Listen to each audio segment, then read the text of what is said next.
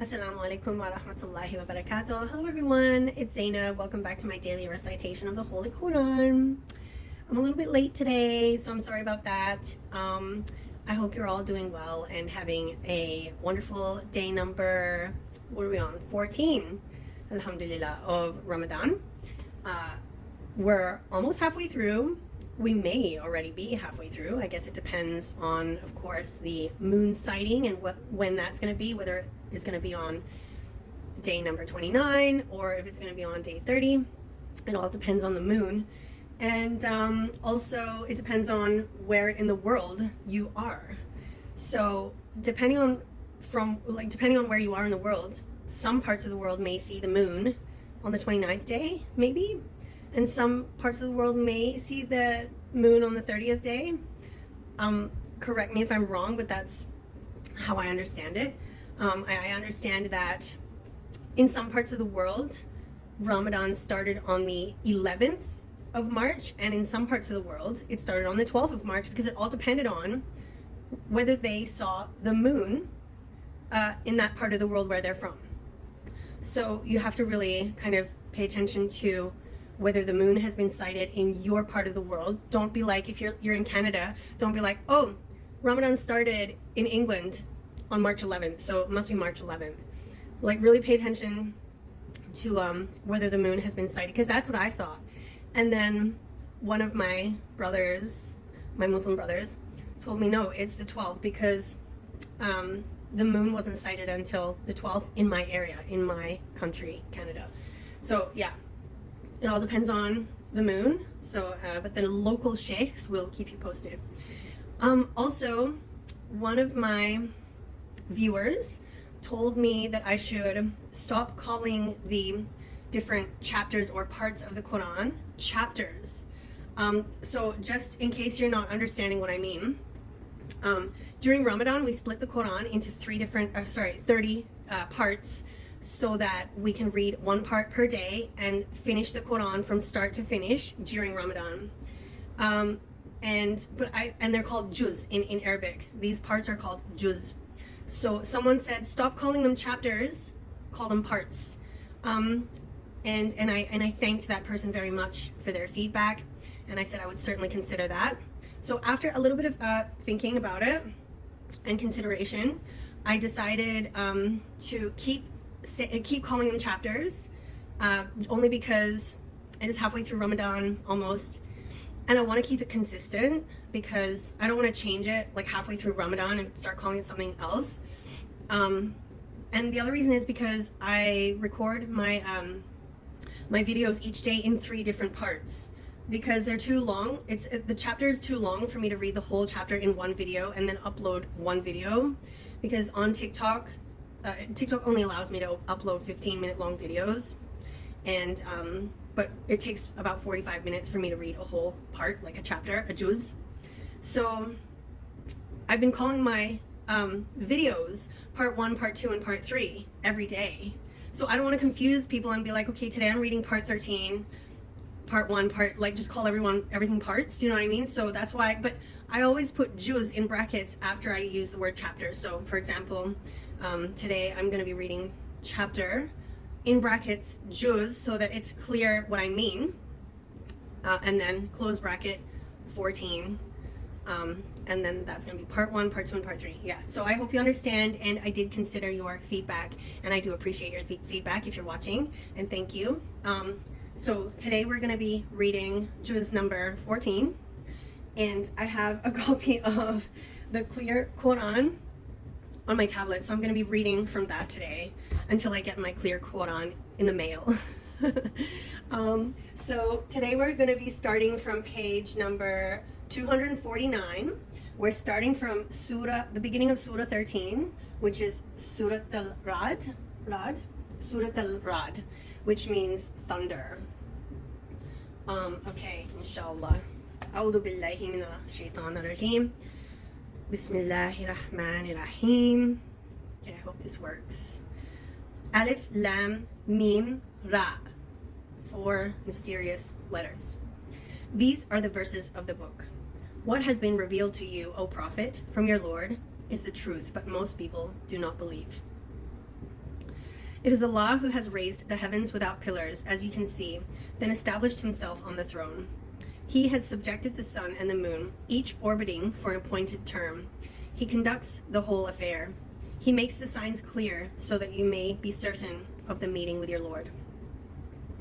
And he is the one who spread out the earth and placed firm mountains and rivers upon it, and created fruits of every kind in pairs.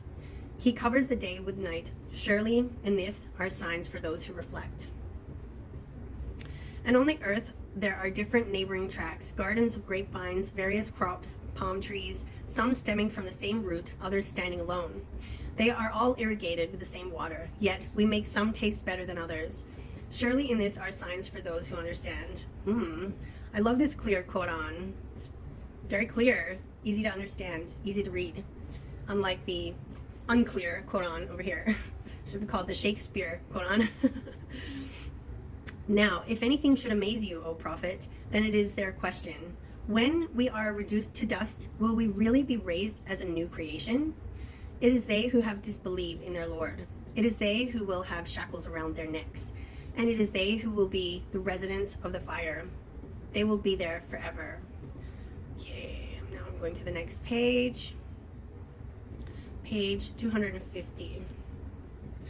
They ask you, O Prophet, to hasten the torment rather than grace, though there have already been many torments before them. Surely your Lord is full of forgiveness for people despite their wrongdoing, and your Lord is truly severe in punishment. The disbelievers say, if only a sign could be sent down to him from his Lord.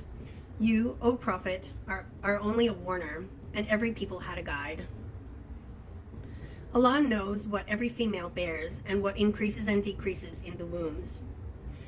And with him everything is determined with precision. He is the knower of the seen and the unseen, the all-great, most exalted. It is the same to him, whether any of you speaks secretly or openly, whether one hides in the darkness of night or goes about in broad daylight. For each one there are successive angels before and behind, protecting them by Allah's command. Indeed, Allah would never change a people's state of favor until they change their own state of faith. And if it is Allah's will to torment a people, it can never be averted, nor can they find a protector other than him.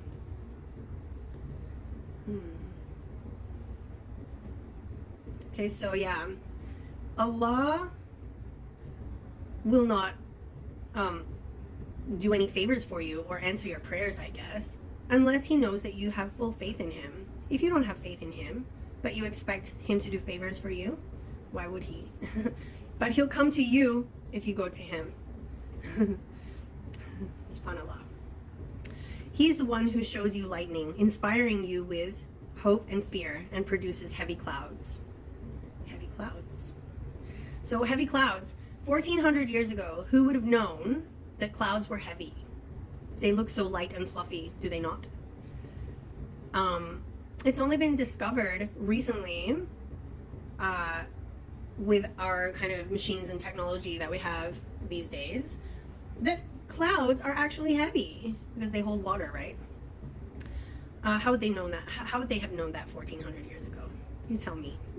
Anyways, to me that is is clearly one of the signs, one of the miracles of the Quran. There are so many miracles of the Quran, subhanAllah.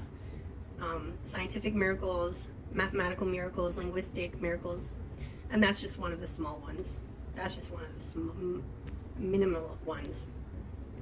Okay, so ayah 31, or is it 13? Ayah 13. The thunder glorifies his praises, as do the angels in awe of him. He sends thunderbolts, striking with them whoever he wills. Yet they dispute about Allah, and he is tremendous in might. Now we're on to page 151. Calling upon him alone is the truth, but those idols the pagans invoke besides him can never respond to them in any way. It is just like someone who stretches out their hands to water, asking it to reach their mouths, but it can never do so. The calls of the disbelievers are only in vain. To Allah alone bow down in submission, all those in the heavens and the earth, willingly or unwillingly, as do their shadows, morning and evening. Ask them, O prophet, who is the Lord of the heavens and the earth? Say, Allah. Ask them, why then have you taken besides him lords who cannot even benefit or protect themselves? Say, can the blind and the sighted be equal? Or can the darkness and light be equal? Or have they associated with Allah partners who supposedly produce a creation like his, leaving them confused between the two creations? Say, Allah is the creator of all things, and he is the one, the supreme. I don't understand why people used to worship idols. Like, they're literally just pieces of wood or stones carved by a human who don't do anything. They can't produce anything. Yeah, anyways. He sends down rain from the sky, causing the valleys to flow, each according to its capacity. The currents then carry along rising foam, similar to the slag produced from metal that people melt in the fire for ornaments or tools. This is how Allah compares truth to falsehood. The worthless scum is then cast away. The scum is like what collects on the top of the water when you're melting metal. It's not water maybe, but it's the dirty stuff that collects at the top, and you just kind of scrape it away and you collect what's underneath to make the jewelry and things like that. But what benefits people remains on the earth. This is how Allah sets forth parables. Those who respond to the call of their Lord will have the finest reward.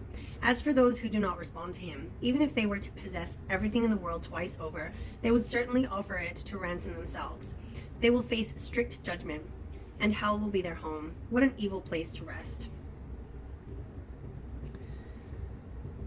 Page 252, Ayah 19. Can the one who knows that your Lord's revelation to you, O Prophet, is the truth, be like the one who is blind? None will be mindful of this except people of reason. They are those who honor Allah's covenant, never breaking the pledge. And those who maintain whatever ties Allah has ordered to be maintained stand in awe of their Lord and fear strict judgment. And there are those who endure patiently, seeking their Lord's pleasure, establish prayer, donate from what they have provided for them, from what we have provided for them, secretly and openly, and respond to evil with good. It is they who will have the ultimate abode, the gardens of eternity, which they will enter along with the righteous among their parents, spouses, and descendants. And the angels will enter upon them from every gate, saying, Peace be upon you for your perseverance. How excellent is the ultimate abode.